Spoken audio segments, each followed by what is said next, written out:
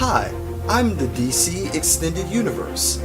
I see your Captain America No More Marvel, and I'll raise you a Deathstroke versus Batman. Okay, I see you, DC. What's poppin', y'all? Welcome to another episode of Rock Pop Superheroes. I'm your ringmaster and host, Rock Blackwell.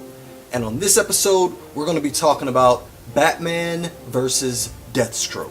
That's right, I said Deathstroke. Okay, I see you, DC.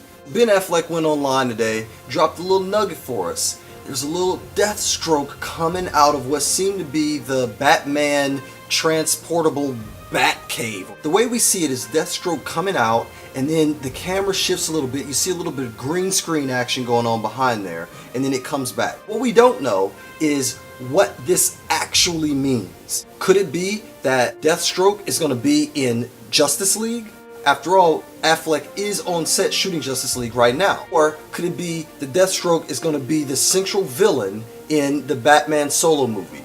For those of you who don't know who Deathstroke is, he was introduced back in the 1980s as a straight-up villain, and he usually went up against the Teen Titans. Over time, he became such a fan favorite that he shifted from straight-up villain to sometimes anti-hero, which means sometimes he fought against good guys, sometimes he fought against bad guys. Either way, we still love him, and to be able to see him come onto the silver screen is going to be a big deal. Look, it's no secret. Spider-Man and Batman have the best rogue gallery possible. It allows you to match up multiple types of villains against Batman. You have those that are menacing mentally, menacing psychologically, and menacing physically. And Batman always has to try to outthink or outmaneuver or overpower all of these different kinds of villains. Deathstroke is unique in that he is all of those put together. So it makes perfect sense that he would be a Batman standalone villain.